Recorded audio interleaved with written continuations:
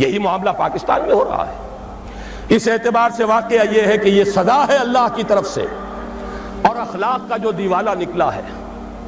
دوائیوں میں شاید دنیا میں کوئی قوم نہ ہو جو دوائیوں میں ملاوٹ کرتی ہو۔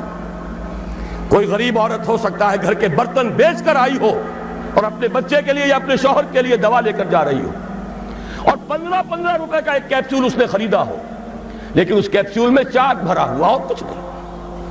یہ کام سلطنت خدا داد پاکستان میں ہو رہا ہے۔ میں صرف اس ایک مثال پر اکتفا کر رہا ہوں، زیادہ وقت نہیں ہے۔ اخلاق کا دیوالا نکل چکا ہے۔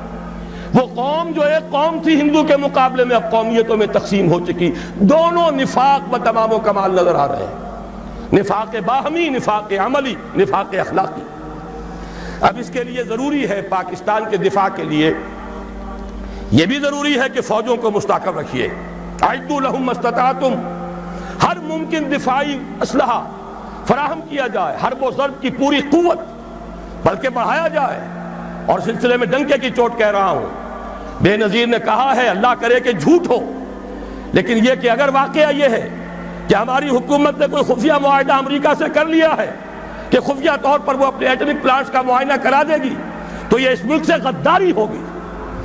ہمیں اپنے تحفظ کے لیے ہر ممکن صورت، یہ اللہ کا حکم ہے، اعدوا لهم ما استطعتم من رباط الخیل، جو بھی سامان ہے وہ بھی فراہم کرو، اور گھوڑے بھی تیار رکھو، ترہبون بہ عدوکم وعدو اللہ، تاکہ تم ڈرا سکو، ہیبت طاری کر سکو اپنے دشمنوں پر بھی، اللہ کے دشمنوں پر بھی۔ یہ سارے کام ہمیں کرنے ہیں۔ اس کے ساتھ ہی دوستوں سے معاہدے کیجئے۔ چین کے ساتھ معاہدہ سب سے اہم ہے، اس لیے کہ ایک ہی ایٹمی طاقت ہے جو اس وقت امریکہ اور یہودیوں کے تسلط سے باہر ہے۔ باقی بھارت کے ساتھ جو پینگیں بڑھ رہی ہیں، بھارت نے جس طرح ان کا سارا معاشی نظام جو کا تو قبول کر لیا ہے، جس طرح اس نے ملٹی نیشنل جو کارپوریشنز ہیں ان کے لیے اپنی مارکیٹ کھول دی ہے، اب وہ تو ان کے لیے کوئی اجنبی ملک نہیں رہا، اس کی وہ غیر جانبداری ختم ہوئی۔ میرے اسلام کو اب قصہ ماضی سمجھو، لہذا اس کا نتیجہ وہی ہے، ہنس کے وہ بولی کہ پھر مجھ کو بھی راضی سمجھو۔ تو امریکہ اب ہندوستان سے، بھارت سے تو راضی ہے۔ اب تو ایک ہی ہے جو کھٹک رہا ہے، ایٹمی طاقت جو مبینہ طور پر اور جو کہ مسلمہ طور پر ایٹمی طاقت ہے، جو ابھی باہر ہے۔ ایک دستمرد سے تیری حالی بچا ہوا تھا، کچھ پتہ نہیں کب اس کو بھی چرکا لگ جائے۔ ایک حادثہ اس پر گزر چکا ہے، لیکن یہ کہ ابھی وہ قائم ہے، وہ چین ہے۔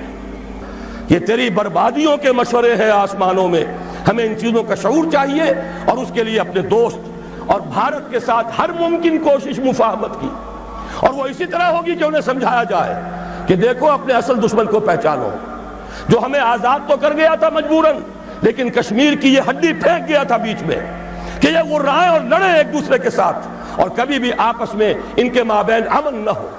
ان کی ساری دولت ہم کھینچ کر لے جائیں، روس لے جائے بھارت کی دولت اسلحہ کے عوض، امریکہ لے جائے پاکستان کی پوری دولت اسلحہ کے عوض، ہماری غریب لوگوں کی کمائی، اس کا سب سے بڑا لائنس شیئر ان سپر پاورز کے پاس جاتا رہا۔ ایک دوسرے کا خوف، ایک دوسرے سے خطرہ، لہذا وہ کبھی ایک صاحب نے کہا تھا، بات بڑی پتے کی ہے، ہمارا استحصال اور پوری تھرڈ ورلڈ کا جو استحصال اس وقت ہو رہا ہے، اس کا سب سے بڑی ذریعہ یہی ہے۔ امریکہ کی سب سے بڑی صنعت ہی صرف اسلحہ سازی کی صنعت ہے، اور ہو کیا رہا ہے۔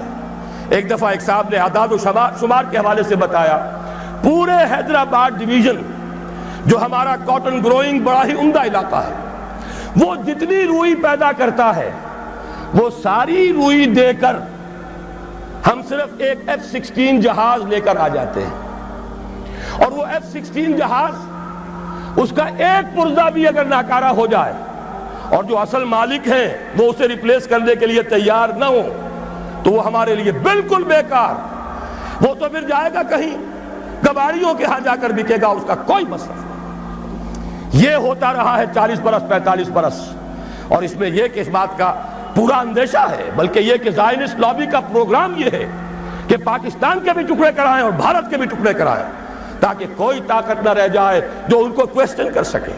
ہمیں یہ احساس اور شعور بھارتیوں کے اندر پیدا کرنا ہے کہ ہم اس کا بیٹھ کر معاملہ کریں، اس کا حل نکالیں، جو وعدے کیے تھے انہیں اب جو تم نے تاکہ نسیان پر رکھ دیا تھا ان کو پورا کرو، اور خدا کے لیے آپس میں لڑ مرنے کی بجائے اپنے اصل دشمن کو پہچانو۔ لیکن ان سب پر مستضاد اصل میں جو ہمارے لیے دفاع ہے وہ تو یہ ہے کہ اللہ کی طرف سے ہمارا دفاع ہو، اور اللہ کا یہ وعدہ ہے، سورہ حج میں فرمایا گیا ان اللہ یدافع عن الذین آمنوا ان اللہ لا يحب كل کفار اثیم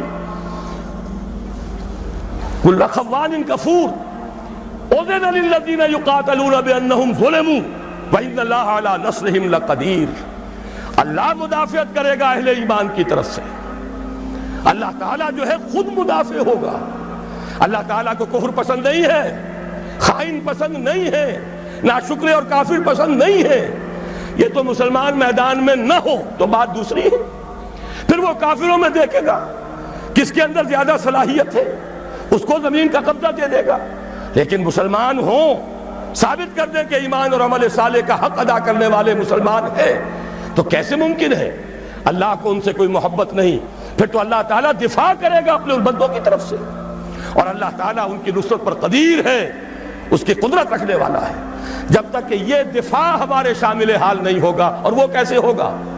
جب کہ ہم اللہ کے خلاف جو جنگ کر رہے ہیں اسے بند کریں، اللہ کے ساتھ مفاہمت کریں، مصالحت کریں، صلح کریں۔ یہ سمجھ لیجئے اسلام کے معنی کیا ہے، گردن نہادن۔ اگر کوئی مقابلہ تھا سپر انداختن، سپر ڈال دینا۔ اللہ کے سے اگر کوئی جنگ تھی، کوئی تصادم تھا، ہتھیار پھینک دینا، یہی تو اسلام ہے۔ ہمیں چاہیے بحیثیت قوم، بحیثیت ملک، ہم اللہ تعالیٰ سے جنگ بند کریں، اس کے سامنے اپنے ہتھیار پھینک دیں، اس کی اطاعت قبول کریں، تو اللہ ہمارے دفاع کا ضامن ہے۔ ان اللہ یدافع عن الذین آمنوا ان اللہ لا يحب كل خوان کفور۔